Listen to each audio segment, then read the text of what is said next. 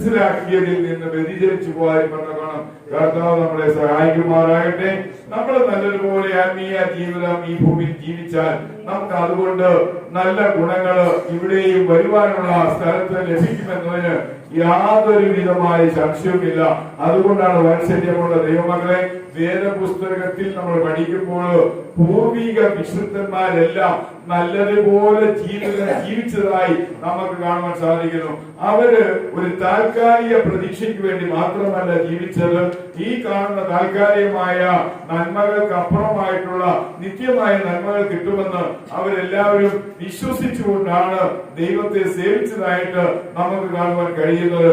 ഇന്നയോളം നമ്മുടെ ജീവിതത്തിൽ നമുക്ക് അനുഭവിക്കാൻ കഴിയാത്ത സൗഭാഗ്യകരമായ ഒരനുഭവം നമുക്ക് വരുമെന്നുള്ള പ്രതീക്ഷ നമ്മുടെ ജീവിതത്തിൽ ഉണ്ടായിരിക്കട്ടെ. ഇന്ന് പലക്കാലം ഞാൻ വെളിപ്പാട് പുസ്തകത്തിൽ നിന്ന് നമുക്ക് ഭാവിയിൽ കിട്ടുവാൻ പോകുന്ന ചില നന്മകളെ ഇവിടെ ഒന്ന് പരിചയപ്പെടുത്താമെന്ന് ആഗ്രഹിക്കുകയാണ്. വെളിപ്പാട് പുസ്തകത്തിൽ നിന്ന് മാത്രമാണ് നമ്മൾ ഇന്ന് പലക്കാലം ഇതൊന്ന് പരിശോധിക്കുന്നത്. അവസാനത്തെ പുസ്തകമാണല്ലോ വേദപുസ്തകത്തില് വെളിപ്പാട് പുസ്തകം. യോഹന്നാന് ദൈവം കൊടുത്ത സ്വർഗീയ ദർശനമാണ് അതിലുടനീളം നമുക്ക് കാണുവാൻ കഴിയുന്നത്. എന്നാൽ അതുമായുള്ള ബന്ധത്തില് യോഹന്നാൻ സ്നാപകൻ ഒരു അപ്പോസ്തലനായി, ഒരു സഭയിലെ സീനിയർ മൂപ്പനായി സഭയിൽ ശുശ്രൂഷ ചെയ്തു.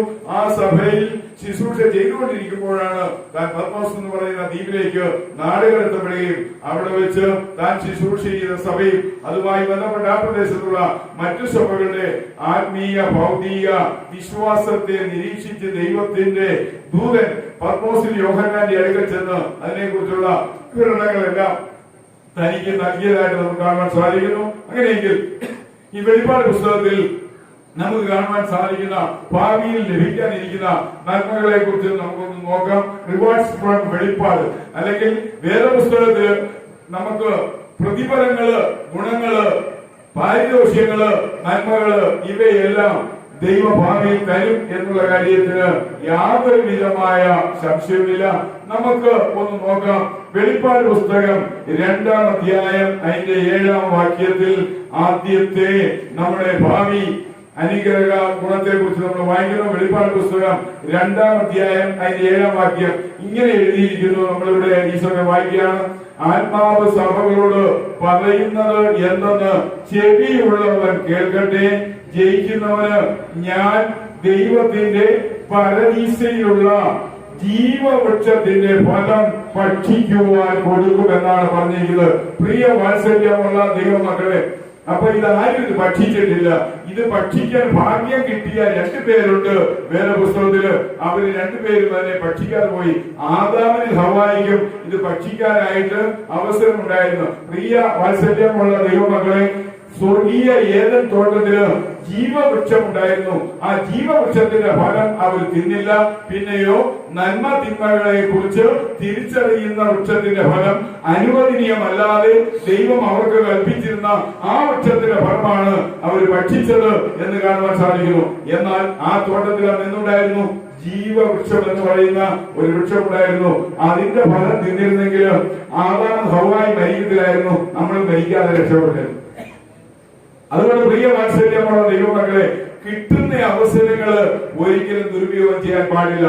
ഏത് മനുഷ്യനാണെങ്കിലും ഒരു അവസരം കിട്ടിയാല് ആവശ്യാനുസരണമെങ്കിലും അതിനെ ഉപയോഗിക്കണമെന്ന് കർത്താവിന്റെ നാമത്തിൽ ഓർപ്പിക്കുകയാണ്. അതുകൊണ്ട് ഇവിടെ പറഞ്ഞിരിക്കുന്നു, ഞാൻ ദൈവത്തിന്റെ പർദീസയിലുള്ള ജീവവൃക്ഷത്തിന്റെ ഫലം കേൾക്കും. ഈ ഭൂമിയിൽ ഒരിടത്തും വെച്ച് നമുക്ക് അതിനെ കിട്ടുന്നില്ല. നമുക്ക് അതിന്റേതായ ഒരു തയ്യോ വിത്തോ ഒന്നും കിട്ടി ഇവിടെ ഒന്നും മുളപ്പിക്കാനായിട്ടുള്ള ഒരവസരമില്ല. അത് ദൈവത്തിന്റെ പർദീസയിൽ വെച്ച് മാത്രമേ ഭക്ഷിക്കാൻ കഴിയത്തുള്ളൂ. ഏതൻ പർദീസയില് അതുണ്ടായിരുന്നു, ആദാം ഹവ്വായി അത് ഭക്ഷിച്ചില്ല. എന്നാൽ നമുക്ക് ഇനി സ്വർഗീയ പർദീസയിൽ അത് ഭക്ഷിക്കാനുള്ള അവസരം ഉണ്ടാകുമെന്ന് കർത്താവിന്റെ നാമത്തിൽ ഞാൻ ഓർപ്പിക്കുകയാണ്. അതുകൊണ്ട് ഒന്നാമത് നമുക്ക് വെളിപ്പാട് പുസ്തകത്തിൽ കാണുവാൻ കഴിയുന്നതും ഭാവിയിൽ ദൈവം നമുക്ക് നൽകി തരുവാൻ ഇരിക്കുന്നതുമായ ഒന്നാമത്തെ പ്രതിഫലം എന്ന് പറയുന്നത് ജീവവൃക്ഷമാണ്. ആ ജീവവൃക്ഷത്തിൽ നിന്നുള്ള ഫലം. അങ്ങനെയെങ്കിൽ ഇതിനൊരു ആത്മീക വശമുണ്ട്. പ്രിയ വാത്സല്യമുള്ള ദൈവമക്കളെ, യഥാർത്ഥമായ ജീവവൃക്ഷം, ആ ജീവവൃക്ഷം എന്ന് പറയുന്നത് നിങ്ങൾക്ക് മനസ്സിലായോ എന്താണെന്ന്? യഥാർത്ഥമായ ജീവവൃക്ഷം എന്ന് പറയുന്നത് ഈ കാണുന്നതാണ്. ഈ കാണുന്നതില്ലേ, ഇതാണ് ജീവവൃക്ഷം. ഈ ജീവവൃക്ഷത്തിന്റെ ഫലമാണ് ഈ മേശയിൽ ഇരിക്കുന്ന ഈ രണ്ട് വിശിഷ്ട വസ്തുക്കൾ. ഭൗതികമായി ഏദൻ തോട്ടത്തിൽ വെച്ച് ആദാമും ഹവ്വായും അതിനെ ഭക്ഷിക്കാതെ ദുരുപയോഗം ചെയ്തുവെങ്കിൽ നമുക്ക് ഈ ഭൂമിയിലെ ക്രിസ്തീയ ആത്മീയ വിശ്വാസ ജീവിതത്തിൽ നമുക്കത് ഭക്ഷിക്കാൻ അവകാശം തന്നിട്ടുണ്ട്. കണ്ടോ? അപ്പൊ ജീവവൃക്ഷം എന്ന് പറയുമ്പോൾ നിങ്ങൾ ഓർത്തോണം, കാൽവരി ക്രോസാണ്. കർത്താവായ യേശുവിന്റെ കാൽവരി കുരിശിലെ യാഗമരണത്തിലൂടെ നമുക്കുണ്ടാകുന്ന ഗുണമാണിത് എന്നുള്ള കാര്യം മറക്കരുത്. അതുകൊണ്ട് യഥാർത്ഥമായ ജീവവൃക്ഷത്തിന്റെ ഫലങ്ങളാണ് ഈ മേശമേൽ വെച്ചിരിക്കുന്ന അപ്പവും വീഞ്ഞും. പ്രിയ ദൈവമക്കളെ, ഇതിനെക്കുറിച്ച് യോഹന്നാന്റെ സുവിശേഷം 6-ാം അധ്യായത്തിൽ നിങ്ങൾ വിശദമായിട്ട് വായിച്ചാൽ നമുക്കറിയാം. കർത്താവായ യേശു അവർ പറയുന്ന ഒരു കാര്യമുണ്ട്, ഇത് തിന്നുന്നവൻ ഒരിക്കലും എഴുതിയിട്ടില്ല, മരിക്കത്തില്ല എന്ന് കർത്താവായ യേശു യോഹന്നാന്റെ സുവിശേഷം 6-ാം അധ്യായത്തില് നല്ലതുപോലെ പറഞ്ഞിട്ടുണ്ട്. പ്രിയ വാത്സല്യമുള്ള ദൈവമക്കളെ, അതിനെ നമ്മൾ പരിശോധിക്കുമ്പോൾ യേശു പറഞ്ഞു, ഞാൻ ജീവന്റെ അപ്പമാണ്. ആ ജീവന്റെ അപ്പം ഭക്ഷിക്കുന്നവൻ മരിക്കുന്നില്ല, മരിക്കാതെ ജീവിക്കുമെന്ന് ഇന്ന് പ്രകാരം കർത്താവിന്റെ നാമത്തില് നമ്മൾ അറിയേണ്ടത് ആവശ്യമാണ്. ദൈവത്തിന്റെ അപ്പമോ സ്വർഗത്തിൽ നിന്ന് ഇറങ്ങുമെന്നും ലോകത്തിന് ജീവൻ കൊടുക്കുന്നതാണ് അത് കർത്താവായ യേശുവാണ്. പ്രിയ വാത്സല്യമുള്ള ദൈവമക്കളെ, അങ്ങനെയെങ്കിൽ നമ്മൾ ഈ ഭൂമിയിൽ നിന്ന് നമ്മുടെ ജീവിതം അവസാനിപ്പിച്ച് നമ്മൾ ഒരിക്കൽ കർത്താവിന്റെ സ്വർഗീയ പ്രതീക്ഷയിൽ അവന്റെ അടുക്കൽ ചെല്ലുമ്പോൾ പിന്നെ നമുക്ക് അവിടെ വെച്ച് മരണം ഉണ്ടാകാതിരിക്കാൻ കർത്താവ് നമുക്ക് എന്താണ് അവിടെ തിന്നാൻ അനുവദിച്ചിട്ടുള്ളത്, അവിടെ മാത്രമേ കാണുന്ന ജീവവൃക്ഷത്തിന്റെ ഫലം നമുക്ക് വേണ്ടുവോളം പറിച്ചു തിന്നാം. അങ്ങനെയെങ്കിൽ എത്രയോ ഭാഗ്യകരമായ അനുഭവമാണ്. അതിന്റെ ഒരു നിഴലാണ് ഇപ്പോൾ ഈ മേശമേൽ കാണുന്നത് എന്ന് മറന്നു പോകാതെ അറിഞ്ഞിരിക്കണം.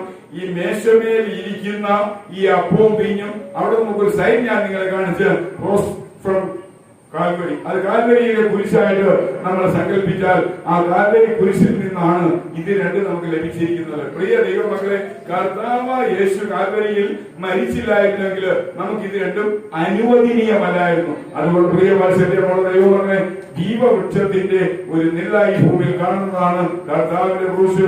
ആ ക്രൂശാകുന്ന ജീവവൃക്ഷത്തിന്റെ ഫലങ്ങൾ ഏതൊക്കെയാണെന്ന് ചോദിച്ചാൽ, വിശുദ്ധ ആലയത്തില് കമ്മ്യൂണിയൻ ടേബിളിൽ കാണുന്നതായ അപ്പവും വീഞ്ഞുമാണ്. അതുകൊണ്ട് പ്രിയ ദൈവമക്കളെ, ഇത് നമ്മുടെ ആത്മീയ ജീവിതത്തിൽ നമ്മൾ ഭക്ഷിച്ച് പാനം ചെയ്താൽ നമ്മൾ അനുസരണമായി ജീവിക്കുമെന്നുള്ള കാര്യം പറയുന്നത്.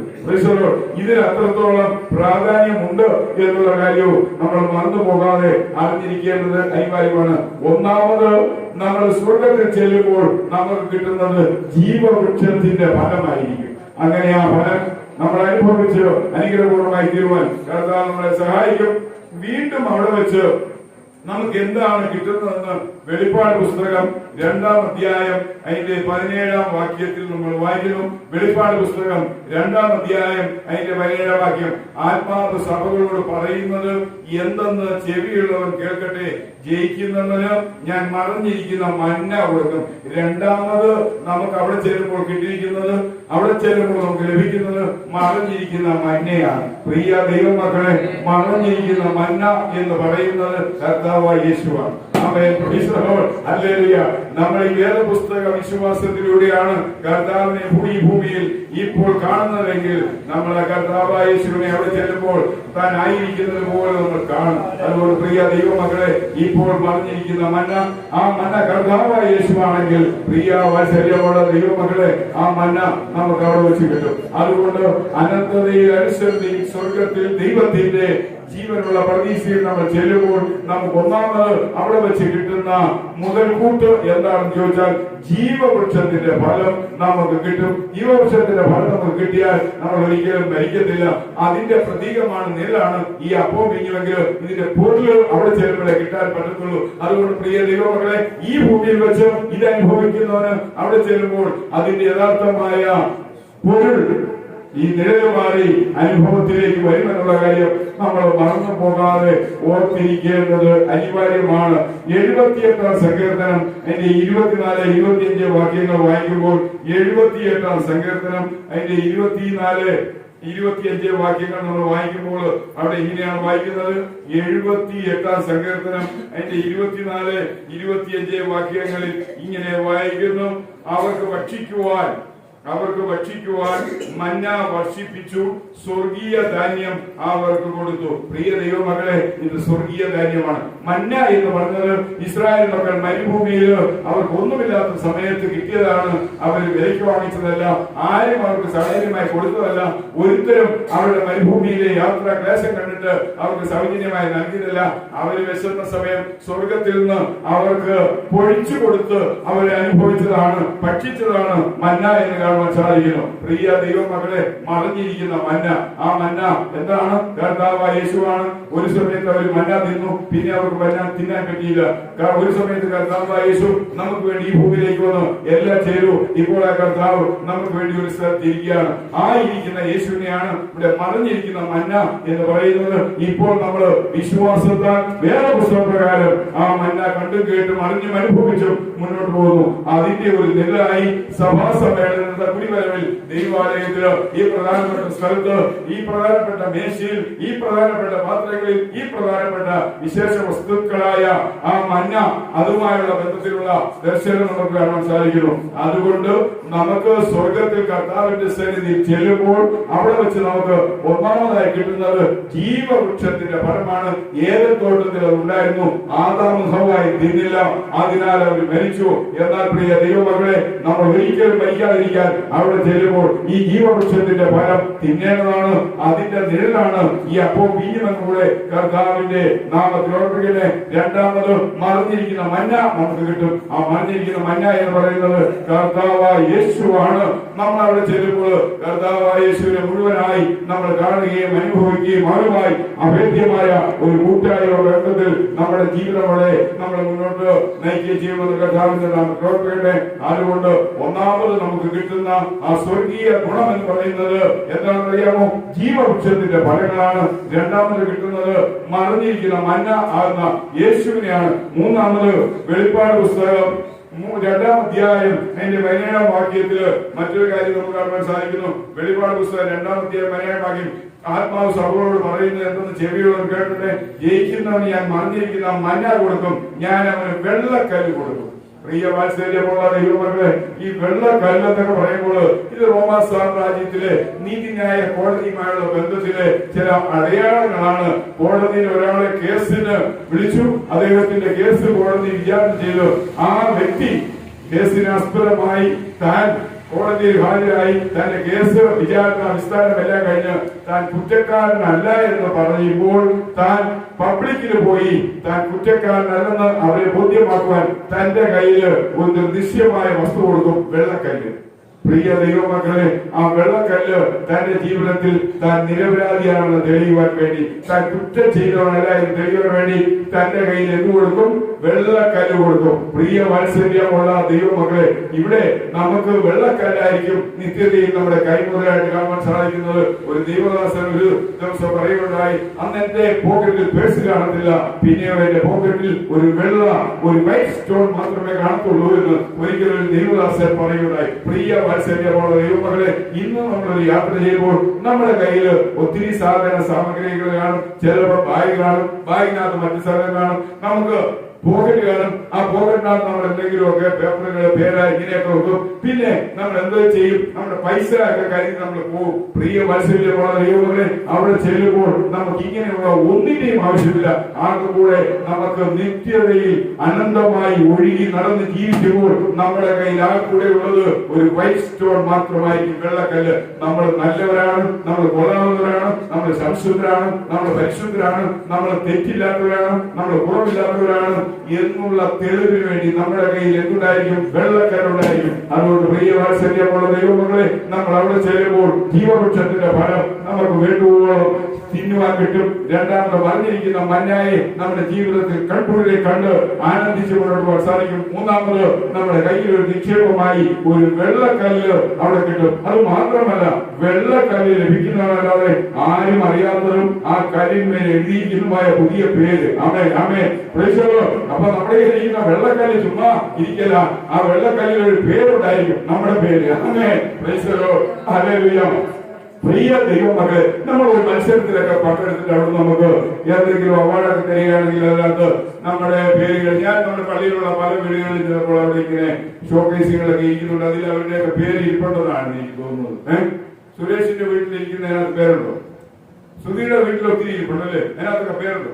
അപ്പൊ ഇത് നമ്മൾ ഏതെങ്കിലും ഒരു കായിക വിനോദത്തിൽ മത്സരത്തിലൊക്കെ പങ്കെടുത്തിട്ട് നമുക്ക് കിട്ടുന്ന ട്രോഫിയില് അല്ലെങ്കിൽ നമുക്ക് കിട്ടുന്ന അവാർഡ്, ആ മെറ്റീരിയൽ എന്തോ അതിൽ നമ്മുടെ ഒരു പേര് എഴുതിയാണ് തരുന്നത് എന്നുള്ള കാര്യം മറന്നു പോകാതെ ഓർത്തിരിക്കുന്നു പ്രിയ ദൈവമക്കളെ. അപ്പൊ ആ സാധനം കാണുമ്പോൾ നമുക്കറിയാം ഇന്ന വ്യക്തിയാണ് ഇതിന്റെ ഉടമസ്ഥൻ. പ്രിയ വാത്സല്യമുള്ള ദൈവമക്കളെ, നമ്മളെ അവിടെ ആരും പരിചയപ്പെടുത്താൻ വേണ്ട, പക്ഷേ നമ്മുടെ പേര് എഴുതിയിരിക്കുന്ന ഒരു വെള്ളക്കല്ലും കൊണ്ടായിരിക്കും നമ്മളിങ്ങനെ യാത്ര ചെയ്യുന്നത്.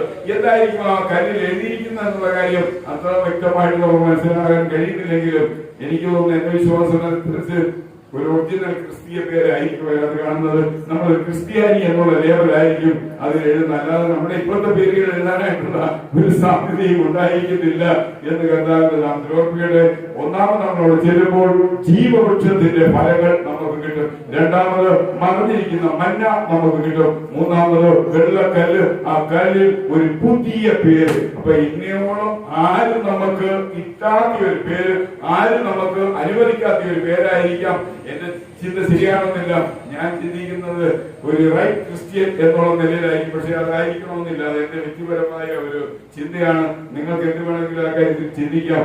പുതിയ പേരെന്ന് പറയുമ്പോൾ ആ പേര് എങ്ങനത്തിലായിരിക്കും എന്നുള്ള കാര്യം പോലും നമുക്ക് അത്ര വ്യക്തമില്ല. പ്രിയ വാത്സല്യമുള്ള ദൈവമക്കളെ, വീണ്ടും വെളിപ്പാട് പുസ്തകം നമ്മൾ 2-ാം അധ്യായം അതിന്റെ 26-ാം വാക്യം നോക്കുകയാണെങ്കിൽ, വെളിപ്പാട് പുസ്തകം 2-ാം അധ്യായം 26-ാം വാക്യം ഇങ്ങനെ വായിക്കുന്നു: ജയിക്കുകയും ഞാൻ കൽപ്പിച്ച പ്രവൃത്തികൾ അവസാനത്തോളം അനുഷ്ഠിക്കുകയും ചെയ്യുന്നവന് എന്റെ പിതാവ് എനിക്ക് തന്നപോലെ ഞാൻ ജാതികളുടെ മേൽ അധികാരം കൊടുക്കും. പ്രിയ വാത്സല്യമുള്ള ദൈവമക്കളെ, ഇന്നയോളം ഈ ലോകത്തിൽ ആരും ആർക്കും കൊടുക്കാത്ത അധികാരം നമുക്ക് കിട്ടും. നമുക്കൊരു കാര്യം അറിയാം, നമ്മള് ഇന്ത്യ രാജ്യത്ത് ജീവിക്കുമ്പോൾ ഇന്ത്യ രാജ്യത്തെ ഏറ്റവും സമുന്നതരായ ഔന്നത്യ പദവിയിൽ ഇരിക്കുന്നവര് ആ രാജ്യത്തിന്റെ മേൽ ഒരു അധികാരമുള്ള വ്യക്തിയാണ്. പ്രസിഡന്റ് അല്ലെ പ്രധാനമന്ത്രി, അതേപോലെ ആ പ്രോട്ടോകോൾ അനുസരിച്ച് അവർക്ക് രാജ്യത്തിന്റെ മേൽ അധികാരമുണ്ട് എന്ന് പറഞ്ഞു കഴിഞ്ഞാൽ ജനത്തിന്റെ മേൽ അധികാരമുണ്ടെന്ന് അർത്ഥം. പ്രിയ ദൈവമക്കളെ,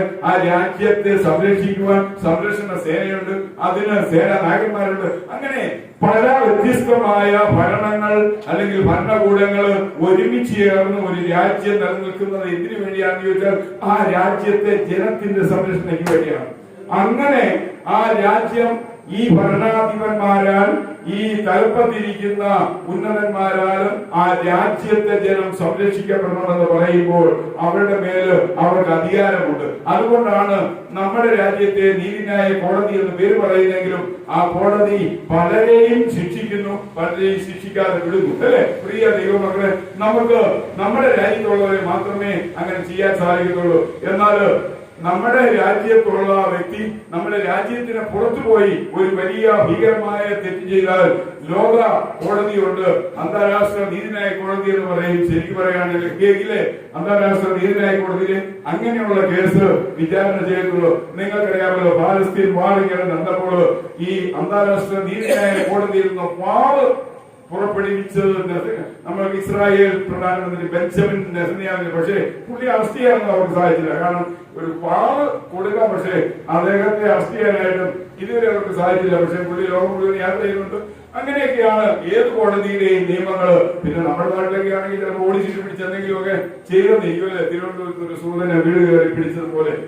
അങ്ങനെയൊക്കെ ചില കാര്യങ്ങൾ നമ്മുടെ നാടുകളിലൊക്കെ സംഭവിക്കും. എന്നാൽ പ്രിയ വാത്സല്യമുള്ള ദൈവമക്കളെ, എല്ലാവർക്കും എല്ലാ കാര്യങ്ങളും നടക്കത്തില്ല. പക്ഷെ ജാതികളുടെ മേലൊരു അധികാരമുണ്ട്.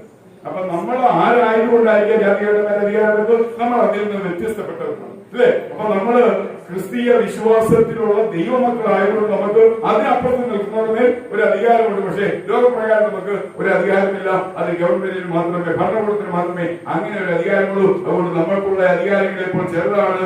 അധികാരമില്ലെന്നൊന്നും വിചാരിച്ച് മാറണ്ട. ഒരിക്കൽ വലിയ അധികാരം നമ്മുടെ മേൽ വരികയാണ്, നമുക്ക് വരികയാണ്. അതുകൊണ്ട് പ്രിയ ദൈവമക്കളെ, നമ്മളവിടെ ചെല്ലുമ്പോൾ ജീവവൃക്ഷത്തിന്റെ ഫലം നമുക്ക് തിന്നാൻ കിട്ടും, മറിഞ്ഞിരിക്കുന്ന മന്ന നമുക്ക് കിട്ടും. മൂന്നാമത് വെള്ളക്കല്ല്, ആ കല്ലിൽ എഴുതിയിരിക്കുന്ന ഒരു പേര് അത് നമ്മുടെ കയ്യിലുണ്ടായിരിക്കും. നാലാമത് ജാതികളുടെ മേല് നമുക്കൊരു വാഴ്ചയുടെ അധികാരം നമുക്കുണ്ടാകും എന്ന് കാണാൻ സാധിക്കുന്നു. അത് മാത്രമല്ല, വെളിപ്പാട് 2:27 നമ്മൾ വായിക്കുമ്പോൾ ഗോളാധിപത്യമാണ്. ഈ ഭൂമിയുടെ പേരിൽ നമുക്ക് ആധിപത്യം ഉണ്ടാകും.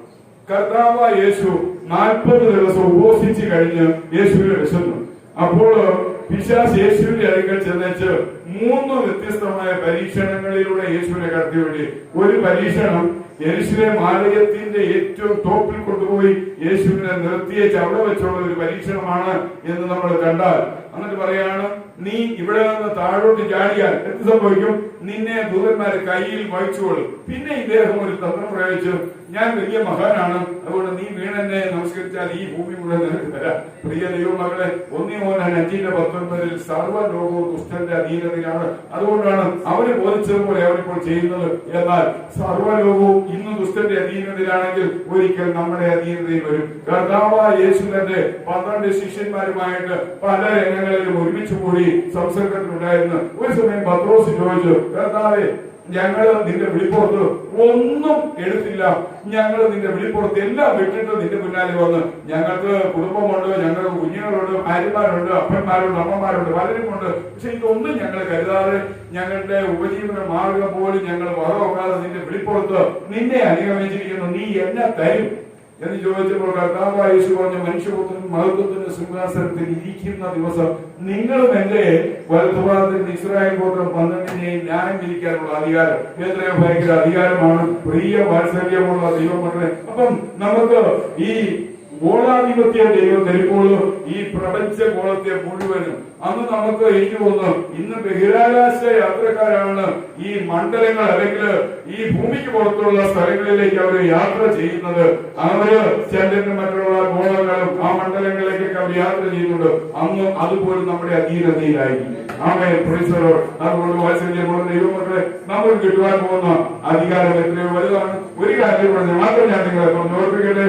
വെളിപ്പാട് പുസ്തകം 3-ാം അധ്യായം അതിന്റെ 4-5 വാക്യങ്ങൾ. വെളിപ്പാട് പുസ്തകം 3-ാം അധ്യായം അതിന്റെ 4-5 വാക്യം.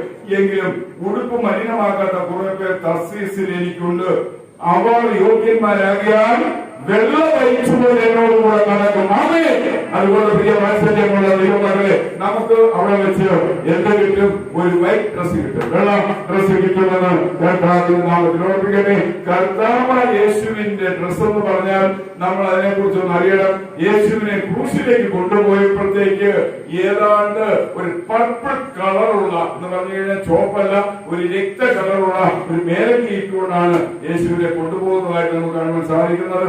അവസാനം അതെല്ലാം കഴിഞ്ഞ് കർത്താവായ യേശു ക്രിസ്തു ഉയർത്തെഴുന്നേറ്റ് സ്വർഗത്തിലേക്ക് പോയപ്പോൾ യേശുവിന്റെ വസ്ത്രം ഏതാണെന്ന് ചോദിച്ചാൽ നമുക്ക് ഒറ്റ കാര്യം പറയുവാൻ സാധിക്കും, ആ വസ്ത്രം തനി വെള്ളയായിരുന്നു എന്നുള്ള കാര്യത്തിൽ സംശയമില്ല. ഇനി അവൻ വരുമ്പോഴും അങ്ങനെ തന്നെ ആയിരിക്കുമെന്ന് നമുക്ക് വിശ്വസിക്കാം. അവൻ വെള്ള കുതിരപ്പുറത്ത് കയറിയാണ് പോകുന്നതായി വെളിപ്പാട് പുസ്തകത്തിൽ നമ്മൾ വായിക്കുന്നത്. ആകമാനം കംപ്ലീറ്റ് അത് വെള്ളയായിട്ട് നമുക്ക് കാണാൻ കഴിയുന്നു. പ്രിയ വാത്സല്യമുള്ള ദൈവമക്കളെ, നമ്മൾ ജയിച്ചു കഴിയുമ്പോൾ നമുക്ക് അവിടെ ചെല്ലുമ്പോൾ കിട്ടുന്ന സ്വർഗത്തിലെ നമ്മുടെ യൂണിഫോം ടോട്ടലി വൈറ്റ്, കംപ്ലീറ്റ് പൂർണ്ണമായിട്ട് വെള്ളയായിരിക്കുമെന്ന് കർത്താവായ യേശു ക്രിസ്തുവിന്റെ നാമത്തിൽ എവിടെ നോക്കിയാലും വിശുദ്ധിയുടെ പളുപൊളുത്തുന്ന ഒരു അനുഭവം അന്ന് അവിടെ വെച്ച് തോന്നും. നമ്മൾ താമസിക്കുന്ന സ്ഥലം വെള്ളയായിരിക്കും, നമ്മുടെ ഇരിപ്പിടങ്ങൾ വെള്ളയായിരിക്കും, നമ്മുടെ സഞ്ചാര വഴി വെള്ളയായിരിക്കും, നമ്മൾ അണിയുന്ന വസ്ത്രം എല്ലാം വെള്ളയായിരിക്കും. മൊത്തത്തിൽ നോക്കിയാൽ ഒരു അശുദ്ധിയും ഒരു കുറവും ഒരു മാലിന്യവും ഒരു കറയും ഒരു ചുവക്കവും ഒരു വട്ടവുമില്ലാത്ത തനിമയാർന്ന പരിശുദ്ധിയുടെ നിറവിലായിരിക്കും നമ്മുടെ അനന്തമായ ജീവിതം. അതുകൊണ്ട് പ്രിയ ദൈവമക്കളെ, വെളിപ്പാട് പുസ്തകത്തിൽ നിന്നും നമുക്ക് ലഭിക്കാൻ പോകുന്ന ഗുണങ്ങളെ കുറിച്ച് പ്രതിഫലങ്ങളെ കുറിച്ച് വായിക്കുമ്പോൾ ഒന്നാമത് ജീവവൃക്ഷത്തിന്റെ ഫലം കിട്ടുന്നു, രണ്ടാമത് മറിഞ്ഞിരിക്കുന്ന മന്ന കിട്ടുന്നു, മൂന്നാമത് വെള്ളക്കല്ലും, നാലാമത് അതിലെഴുതിയ ഒരു പേരും, അഞ്ചാമത് ജാതികളുടെ മേലുള്ള അധികാരവും സർവ്വഗോളത്തിന്മേൽ ഗോളാധിപത്യവും, ഏഴാമതായി ചെയ്തിരിക്കുമ്പോൾ നമുക്ക് വെള്ളയൊഴുപ്പം കിട്ടുമെന്ന് ദൈവനാമത്തിൽ ഞാൻ ഓർപ്പിക്കുകയാണ്. ദൈവം തരുന്ന അവർണ്ണനീയമായ ഭാവി നന്മകളെ ഓർത്ത്, ഭാവി ഗുണങ്ങളെ ഓർത്ത്, ഭാവി പ്രയോജനങ്ങളെ ഓർത്ത്, ഭാവി നേട്ടങ്ങളെ ഓർത്ത് നമ്മുടെ ദൈവത്തിന് നമ്മൾ നന്ദിയോടെ അവനെ സ്തുതിച്ചാലായിരിക്കാൻ കഴിയുവാനാണ്. അതുകൊണ്ട് പ്രിയവാത്സല്യമുള്ള ദൈവമക്കളെ, നമ്മൾ കേട്ട ദൈവവചനത്തിന്റെ വെളിച്ചത്തിൽ നമുക്ക് ശ്രേഷ്ഠമായ ഒരു ആത്മീയ കാലം നമ്മുടെ കാര്യങ്ങളെ വായിച്ചു എഴുന്നേൽക്കാം, നമ്മുടെ കാര്യങ്ങളെ ശ്രേഷ്ഠമായ